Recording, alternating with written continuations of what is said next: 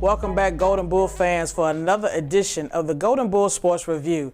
I'm Aurelia Washington, Sports Information Director here at Johnson C. Smith University. We are rolling into the last two games of the regular season as the Golden Bulls took care of business and sent the Rams of Winston-Salem State packing back to Winston, winning 52-27. But first, let's check out what else is happening with the other fall sports here on Betty's Ford Road. The volleyball team picked up a couple of wins this week as they improved their record to 6-13 on Monday.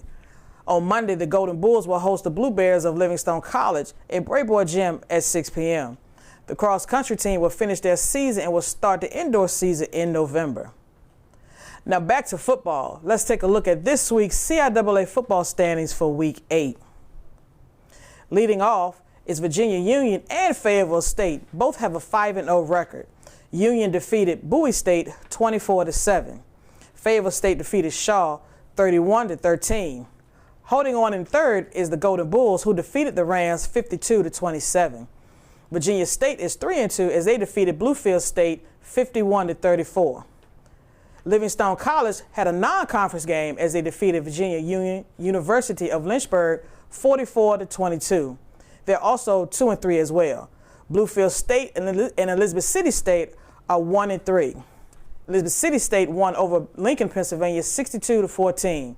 Rounding out at the bottom four is where Winston-Salem State and Shaw, both with a 2-4 record. Bowie State 1-4 and Lincoln, Pennsylvania with a 0-5 conference record. I caught up with Coach Flowers after the big win over the Rams with a recent interview.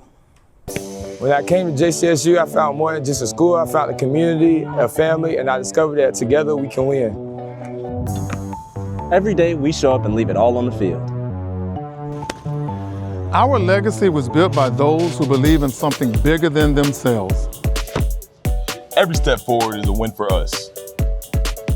It's a new energy, new momentum. It's a new era of excellence on campus. We are better together.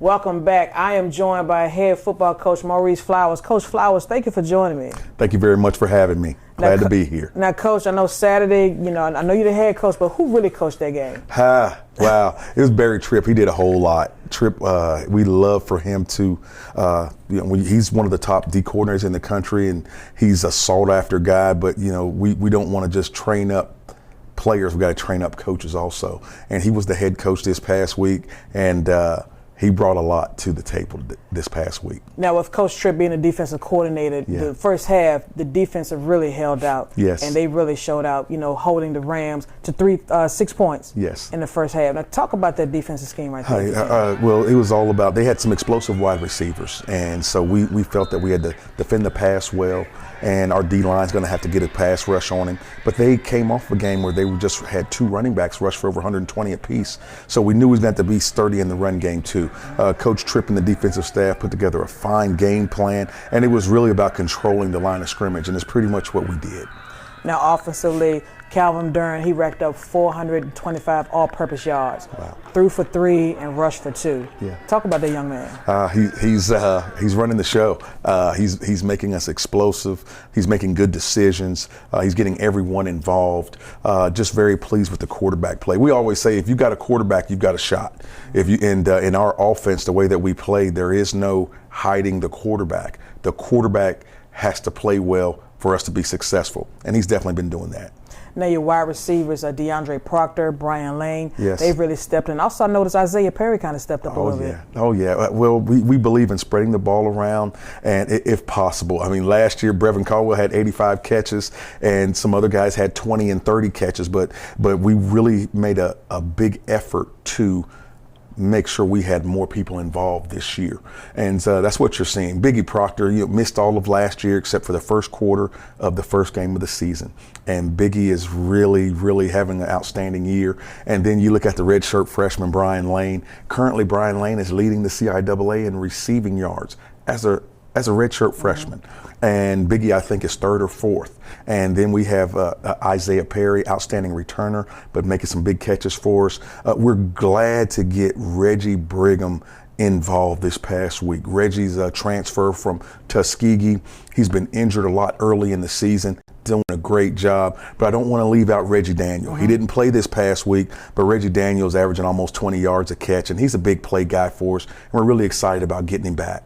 Good. Now, Coach, this week's game with Fayetteville State, it's a televised game. Kind of talk about Fayetteville State with their game plan. Well, it starts with the head coach, Richard Hayes.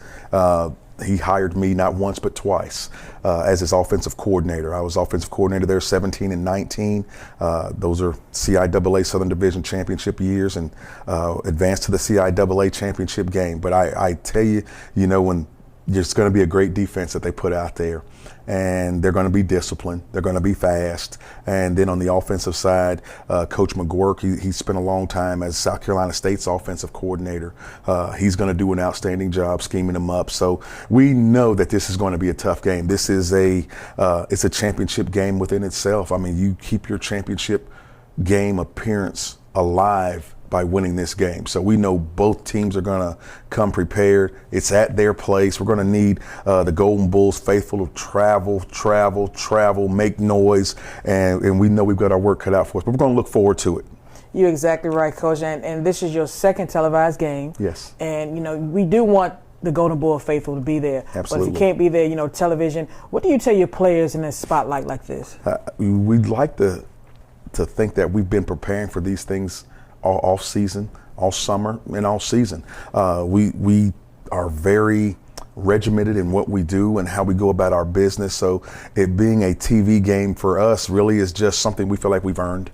Earned the right to garner this game being on television and having all eyes on us. So we don't put any extra preparation things on it. We don't put any extra time into it, really not much thought into it, because our major thought process is just let's handle the business one day at a time and go through our weekly process and then put a good product out there on Saturday.